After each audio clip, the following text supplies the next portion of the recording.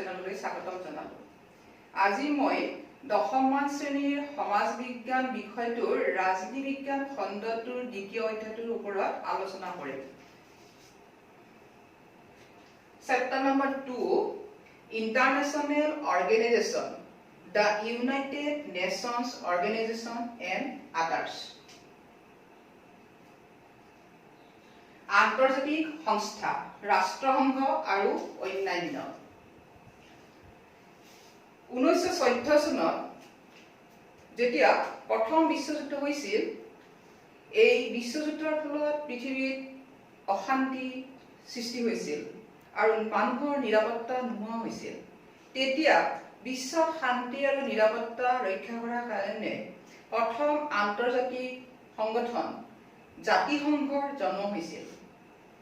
তথাপিও 1939 চনত পুনৰবাৰ দ্বিতীয় বিশ্বযুদ্ধ সংঘটিত হৈছিল। এই দ্বিতীয় বিশ্বযুদ্ধৰ ফলতো পৃথিৱীত অশান্তিৰ সৃষ্টি হৈছিল, মানুহৰ জীৱনৰ নিৰাপত্তা নোহোৱা হৈছিল, বিভিন্ন সমস্যাই দেখা দিছিল। সেয়েহে বিশ্বত শান্তি আৰু নিৰাপত্তা বজাই ৰাখিবলৈ দেশসমূহৰ মাজত সৃষ্টি হোৱা বিভিন্ন আন্তঃৰাষ্ট্ৰীয় সমস্যাবিলাক সমাধান কৰিবলৈ অইন এটা আন্তৰ্জাতিক সংগঠনৰ জন্ম হৈছিল। সেই সংগঠনটোৰ নাম হ'ল ৰাষ্ট্ৰসংঘ। এই চেপ্টাৰটোত ৰাষ্ট্ৰসংঘৰ ওপৰতে আলোচনা কৰা হৈছে। আজি এতিয়া মই ইয়াৰ ওপৰত থকা প্ৰশ্ন উত্তৰবিলাক দি যাম, তোমালোকে চাই যাবা। 1 নম্বৰ প্ৰশ্ন, প্ৰথম বিশ্বযুদ্ধ কেতিয়া হৈছিল? উত্তৰ 1914 চনত প্ৰথম বিশ্বযুদ্ধ হৈছিল। 2 নম্বৰ প্ৰশ্ন, প্ৰথম বিশ্বযুদ্ধৰ পিছত বিশ্বত শান্তি স্থাপন কৰিবলৈ গঠিত হোৱা আন্তৰ্জাতিক সংগঠনটোৰ নাম কি আছিল? উত্তৰ জাতিসংঘ, ইংৰাজীত কয় লীগ অফ নেশ্যনছ। 3 নম্বৰ প্ৰশ্ন, দ্বিতীয় বিশ্বযুদ্ধ কেতিয়া সংঘটিত হৈছিল? উত্তৰ 1939 চনত। 4 নম্বৰ প্ৰশ্ন, যুদ্ধৰ ভয়াৱহতাৰ পৰা বিশ্বক নিলগত ৰাখিবলৈ গঢ় লৈ উঠা আন্তৰ্জাতিক সংগঠনটোৰ নাম কি? উত্তৰ ৰাষ্ট্ৰসংঘ। 5 নম্বৰ প্ৰশ্ন, ৰাষ্ট্ৰসংঘৰ কেতিয়া জন্ম হৈছে? উত্তৰ 1945 চনৰ 24 অক্টোবৰত। 6 নম্বৰ প্ৰশ্ন, কিমানখন ৰাষ্ট্ৰই ৰাষ্ট্ৰসংঘৰ চনদত স্বাক্ষৰ প্ৰদান কৰিছে? উত্তৰ 51খন ৰাষ্ট্ৰই। 7 নম্বৰ প্ৰশ্ন, কোনখন সন্মিলনত 51খন ৰাষ্ট্ৰই ৰাষ্ট্ৰসংঘৰ চনদত স্বাক্ষৰ প্ৰদান কৰিছিল? উত্তৰ ছান ফ্ৰান্সিস্কো সন্মিলনত। 8 নম্বৰ প্ৰশ্ন, ৰাষ্ট্ৰসংঘ দিৱস হিচাপে কোনটো দিন পালন কৰা হয়? উত্তৰ 24 অক্টোবৰৰ দিনটো।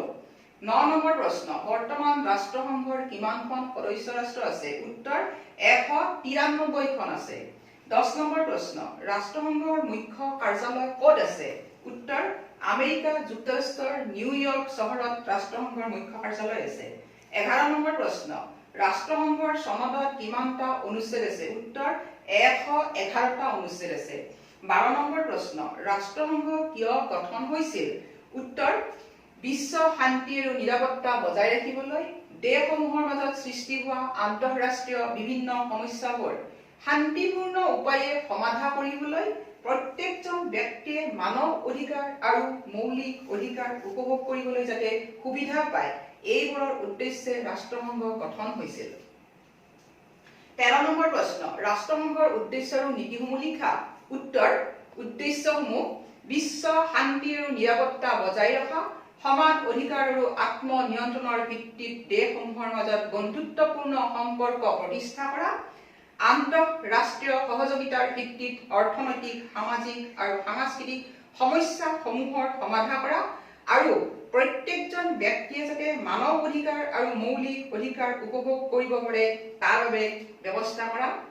উল্লেখিত উদ্দেশ্যসমূহ সাধনৰ বাবে বিভিন্ন দেশৰ মাজত সম্বন্ধ প্ৰতিষ্ঠাৰ কেন্দ্ৰ হিচাপে কাৰ্য সম্পাদন কৰা।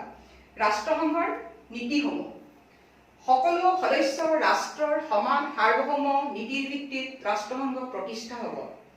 ৰাষ্ট্ৰসংঘৰ চনদত উল্লেখ কৰা নিয়মাৱলী মানি লৈ সকলো সদস্য ৰাষ্ট্ৰই নিজা দায়িত্ব পালন কৰিব লাগিব। আন্তঃৰাষ্ট্ৰীয় শান্তি, নিৰাপত্তা আৰু ন্যায় কোনো আঘাত নোহোৱাকৈ সকলো সদস্য ৰাষ্ট্ৰই সকলো ধৰণৰ বিবাদ শান্তিপূৰ্ণভাৱে মীমাংসা কৰিব লাগিব। আন্তৰ্জাতিক সম্পৰ্ক ৰক্ষা কৰাৰ স্বাৰ্থত কোনো সদস্য ৰাষ্ট্ৰই শক্তি প্ৰয়োগ কৰিব নোৱাৰিব। সনদত উল্লেখ কৰা মতে ৰাষ্ট্ৰসংঘই কোনো ব্যৱস্থা গ্ৰহণ কৰিলে সদস্য ৰাষ্ট্ৰসমূহে ৰাষ্ট্ৰসংঘক সহায় কৰিব লাগিব আৰু ৰাষ্ট্ৰসংঘই শাস্তিমূলক ব্যৱস্থা গ্ৰহণ কৰা ৰাষ্ট্ৰক সহায় কৰিব নোৱাৰিব। ৰাষ্ট্ৰসংঘৰ সদস্য ৰাষ্ট্ৰসমূহৰ আভ্যন্তৰীণ বিষয়ত হস্তক্ষেপ নকৰিব। 14 নম্বৰ প্ৰশ্ন, ৰাষ্ট্ৰসংঘৰ অংগ কেইটা আৰু কি কি? উত্তৰ, ৰাষ্ট্ৰসংঘৰ অংগ হ'ল 6টা আৰু এইকেইটা হ'ল সাধাৰণ সভা, নিৰাপত্তা পৰিষদ, অৰ্থনৈতিক আৰু সামাজিক পৰিষদ, ন্যায়ৰক্ষী পৰিষদ, আন্তৰ্জাতিক ন্যায়ালয় আৰু সচিবালয়। 15 নম্বৰ প্ৰশ্ন, ৰাষ্ট্ৰসংঘৰ বৃহত্তম অংগ কোনটো? উত্তৰ, সাধাৰণ সভা হ'ল ৰাষ্ট্ৰসংঘৰ বৃহত্তম অংগ, কাৰণ সকলো সদস্য ৰাষ্ট্ৰৰে 5জনকৈ প্ৰতিনিধি সাধাৰণ সভালৈ পঠাব পৰা যায়, যদিও প্ৰত্যেকখন সদস্য ৰাষ্ট্ৰই এটা হৈয়ে ভোট প্ৰদান কৰিব পাৰে।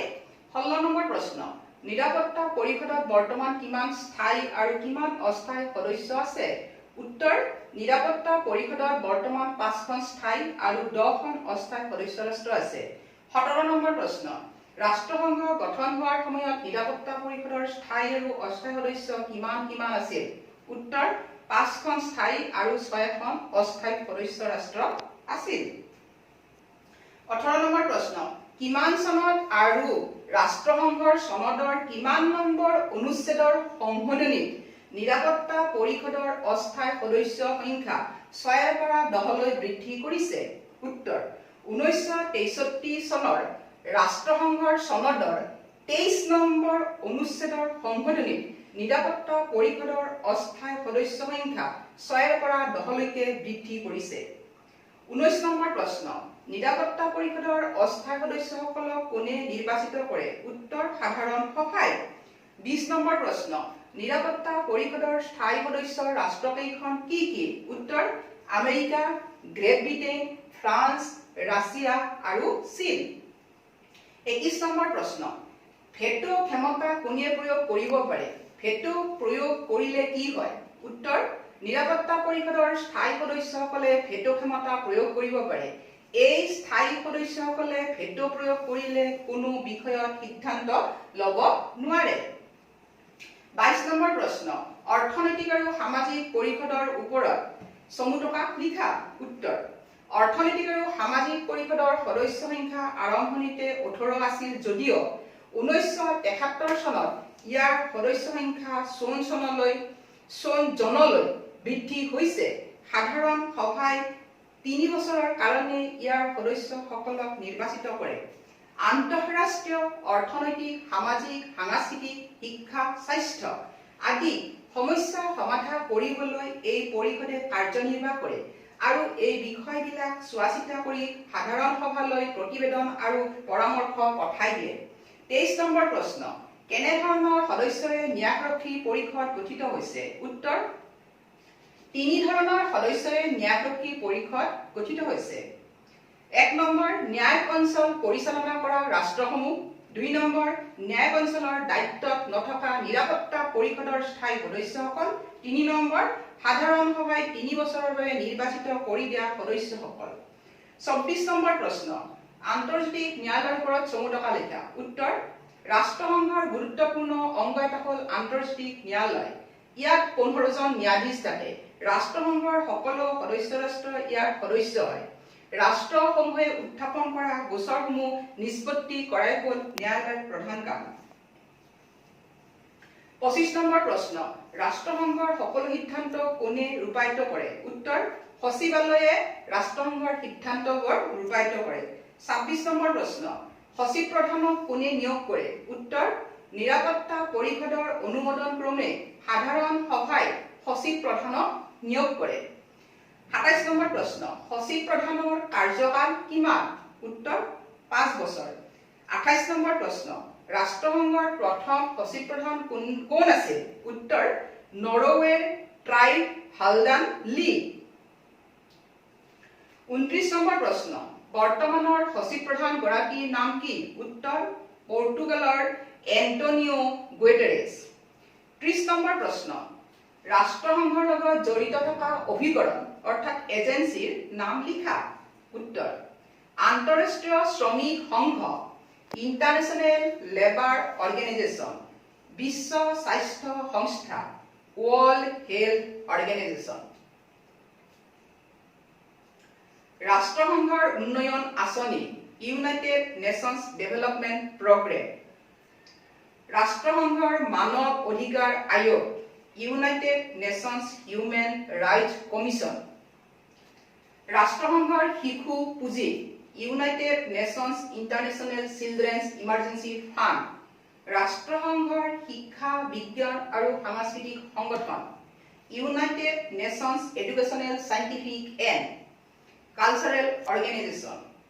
আন্তঃৰাষ্ট্ৰীয় মুদ্ৰা নিধি ইণ্টাৰনেশ্যনেল মনিটাৰী ফাণ্ড। খাদ্য আৰু কৃষি সংগঠন food and agriculture organisation. 31 number প্ৰশ্ন, নিৰস্ত্ৰীকৰণৰ সম্পৰ্কত সম্পাদিত হোৱা চুক্তিৰ নাম লিখা। উত্তৰ, 1963 চনৰ আংশিকভাৱে আণৱিক অস্ত্ৰৰ বিস্ফোৰণ নিষিদ্ধ চুক্তি, partial nuclear test Ben treaty.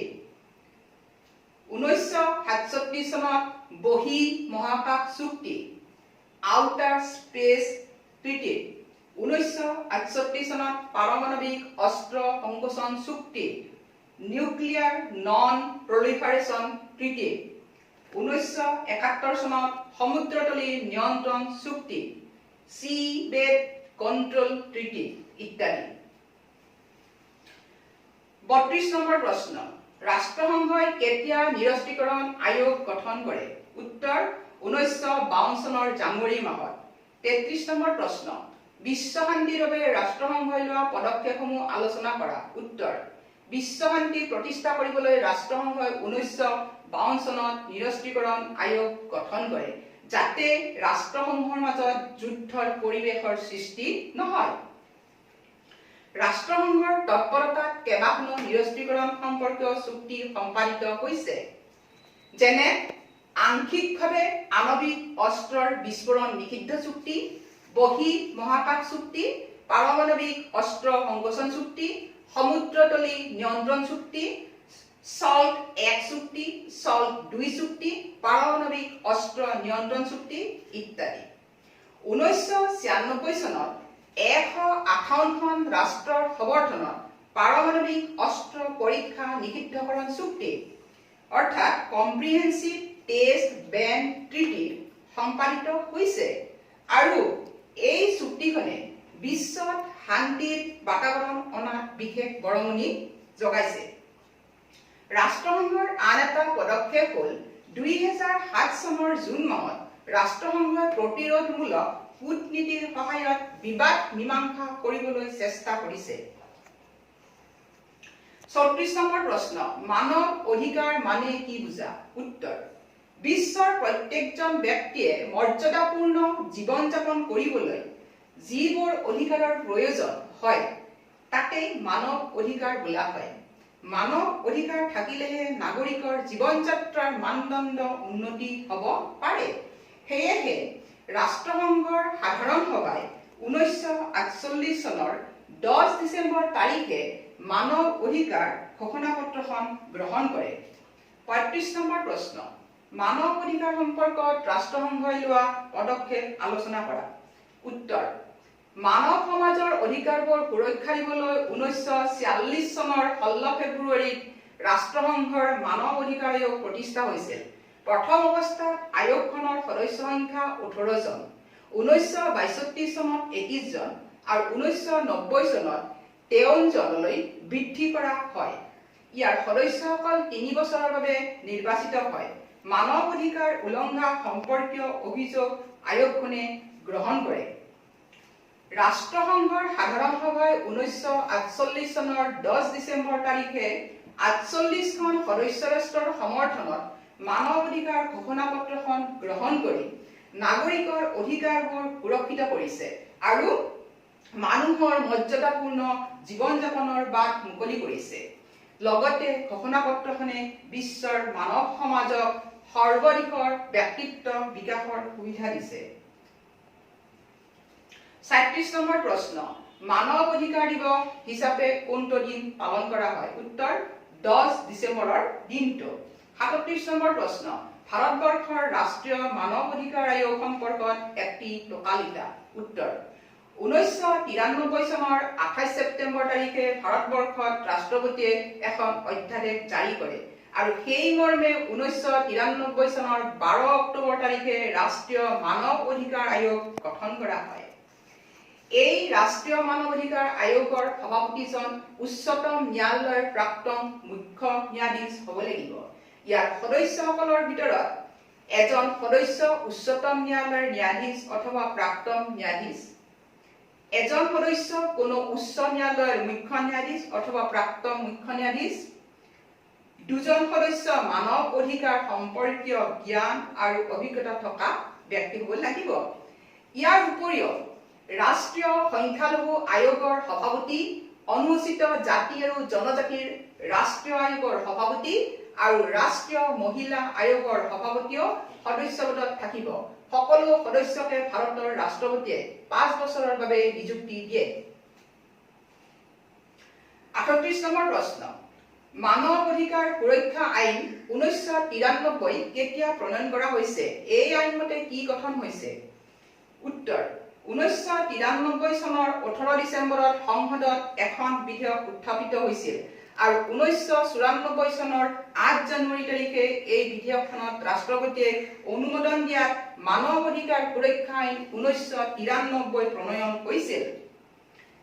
এই আইন মতে ৰাজ্যবিলাকত ৰাজ্যিক মানৱ অধিকাৰ আয়োগ গঠন হয়।